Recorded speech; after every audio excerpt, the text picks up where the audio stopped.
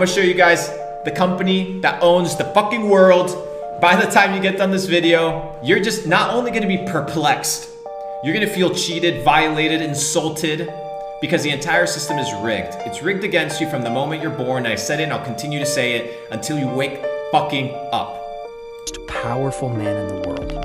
Some may say it is the President of the United States. Others may side with corporate America and deem the likes of Jeff Bezos and Elon Musk to be more powerful. But there is someone else. It is likely you have never heard of BlackRock. In less than 30 years, this company has grown from nothing to becoming the world's largest asset manager. The assets in the roster exceed... Can somebody guess how many assets under management BlackRock has? Can somebody guess in the chat, okay? How many assets under management BlackRock has? I want you guys to guess. Okay? So they talk about Elon, he's worth $200 billion, okay? You got Jeff Bezos worth $100 billion, maybe a little bit less now. How much do you think these guys own of assets under management? Exceed the value of $9 trillion. $9 fucking trillion, bro. Some of you guys don't even know what $9 fucking trillion is. You can't even fathom it. These guys manage $9 trillion of wealth around the world. That means they dictate where they put the money and what is done with the money, and they have the influence because they control the money fucking supply, bro. And their net worth is equal to half of America's GDP. They run the fucking country. These motherfuckers run the country, bro. From head to toe, and you're out here talking about Joe Schmo, bro. Clearly, they do not need a name in the mainstream media to be successful, or, in fact, own and control the entire world. But who are they? What do they do?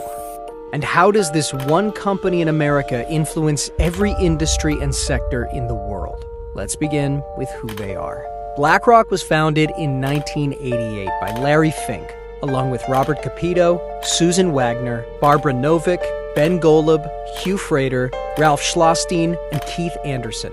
Its aim was to provide corporations with asset management services to help them manage their risks and investments. The idea came when Fink, during his time in First Boston, lost $100 million as its head. That experience became the motivation for him to develop what he and the others considered to be excellent risk management and fiduciary practices. BlackRock first got its funding from Pete Peterson of the Blackstone Group, who believed in Fink's vision of a firm devoted to risk management. Fink's company then essentially became an arm of Blackstone, and it was called Blackstone Financial Management. In exchange for a 50% stake in the bond business, Blackstone gave Fink and his team a $5 million credit line.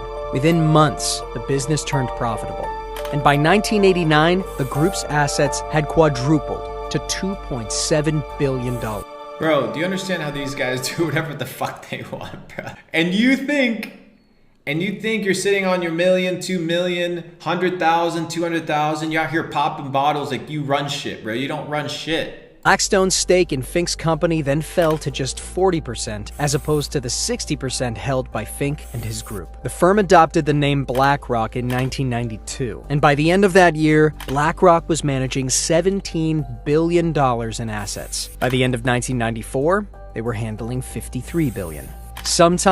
Now the question is, and I'm gonna dissect this to you so you understand how deep and dark this shit goes. Whose assets? Right? That's not the problem here is in BlackRock is whose assets does BlackRock control? That's the crazy And shit. Later that same year, Fink became the chairman and CEO of BlackRock Inc. The company went public in 1999 at just $14 a share on the New York Stock Exchange. And by the end of that year, they were handling $165 billion in assets. BlackRock grew both organically and by acquisitions. And in 2004, do you know what acquisitions means? That they bought everything. They bought it all. Every last bit of it. They bought all of it. You know how I know that they bought all of it? Chat, give me the name of a fucking company. Any company over the last 2 years that's had an influence over our country. I mean, they fucking bought everything. Give me the name of a company.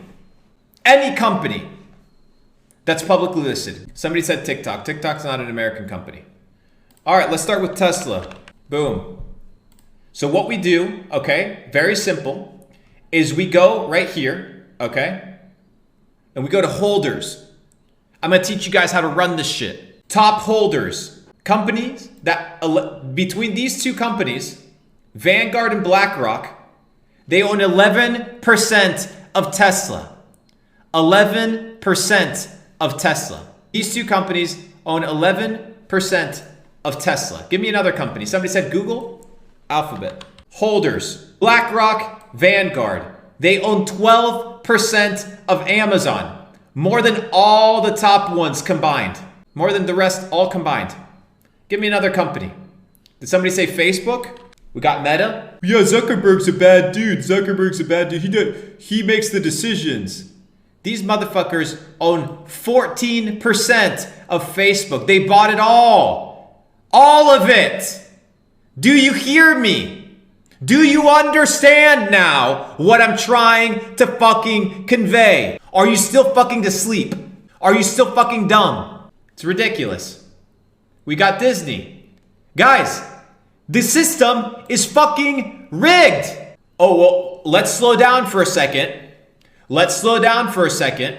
Y'all ready for some crazy shit? Let's see who owns Pfizer. These motherfuckers own 16% of Pfizer.